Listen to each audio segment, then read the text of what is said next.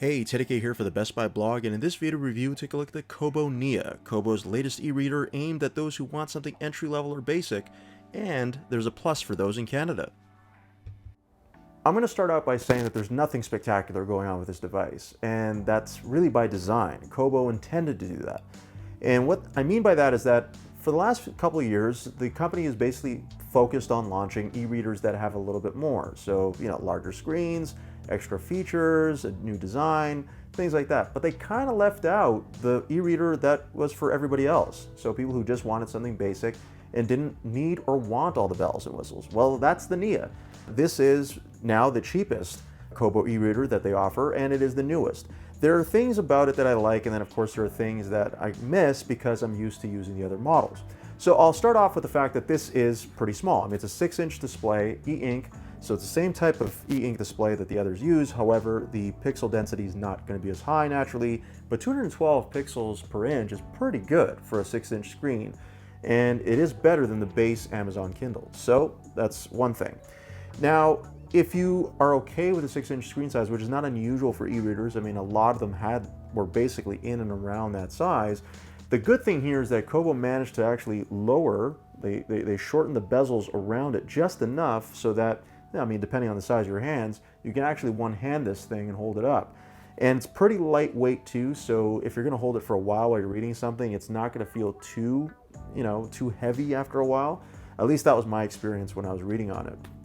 Now the thing is that because you're getting a smaller form factor and everything, you're getting even 8 gigs of storage, which is good. You can fit thousands of books and documents on there. You are sacrificing some of the features that were introduced in other models. So for example, you can read in the dark because of the Comfort Light, which brightens up the screen or lowers the brightness, but it's not Comfort Light Pro in that there's no amber light involved here. So if you wanted to reduce the blue light, especially in the dark, which is a little more tiring on the eyes, you unfortunately cannot do that here because there is no amber light in here. So you won't get that yellowish haze that is a little bit easier on the eyes when it's at night or in the dark. So there's that. And then of course you can't read in landscape mode like you can with the larger screen sizes, although to me that's not as big a deal for something this small. And you also are not going to get the water resistance that you would get with those other models. So if you are in a pool or going into the tub, you can't take this thing with you without damaging it, unfortunately. So those are some of the few things that I feel like you have to kind of recognize the sacrifice if you're going to go with this, because they are now pretty much staples in some of other Kobo's other models.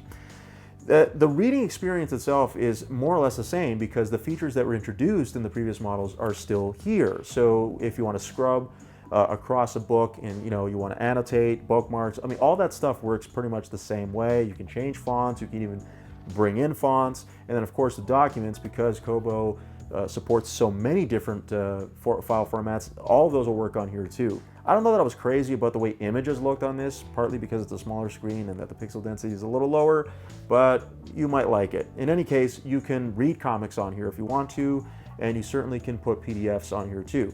You of course also get the Overdrive and Pocket support. So Overdrive works with your local library. As long as you got a library card, you can borrow an ebook and read it on here with just being at home. You don't even have to go to the library. You just log in and you're good. Just need a free Overdrive account and a library card. That's it. Pocket's cool too. You're on the web.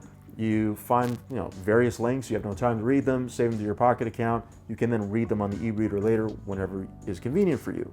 So those integrations still work, and they still work well. So functionally, when it comes to reading a book, there's not a huge difference other than the fact that you're dealing with a smaller form factor and you're not getting the amber light and some of the other things that I pointed out earlier. You do get one other thing. Now in Canada, Kobo has launched Plus. So Plus is an all-you-can-read subscription service that was previously available in Belgium and the Netherlands, but has now finally come here. And in this, you get essentially up to about 100, they say hundreds of thousands of books that are available to you to read for free. So this can vary. I mean, there are books that could be as much as $30 normally, or even just $2 normally. It's a pretty wide range of different types of books that are available. And you can just, as long as you're a subscriber and you're paying $10 a month, you can read them all you want. Now, it's great in that you have access to all this extra material, But bear in mind that not everything that Kobo offers is on there. The Kobo store is at least 4 million strong. Here you're getting a fraction of that with Plus. So it really depends on how much you're reading as far as what you're going to get out of that. Bear in mind also that Plus is not exclusive to the Nia. It is available on almost every Kobo device, including the Kobo app. So you can access it as a member with any other device. It is not exclusive to this. In summary, I think I've made the point that this is just an e-reader for anybody. Somebody who doesn't want all the bells and whistles and somebody who just wants to read ebooks. They may like the integration with Overdrive, Pocket, and even will consider a Kobo Plus subscription, but that's pretty much it. They don't want anything else and they don't need anything else. They like the portability, they like the ability, just to be able to take it anywhere, well, except for the bathtub and the pool, of course.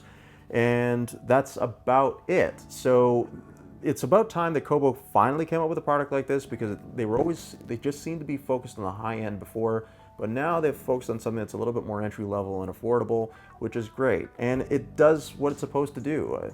I mean, battery life is measured in weeks, so that's not really a problem. I didn't like that there was a micro USB port to charge, but it is what it is. Really, if you get a sleep cover case, they come in about 3 different colors. They're leather. They're actually quite nice. I've got one right here. They're pretty good. So as long as you just keep it protected, this thing should last you a pretty long time. And that's my review of the Kobo Nia. For the Best Buy blog, I'm Teddy K. Thanks for watching.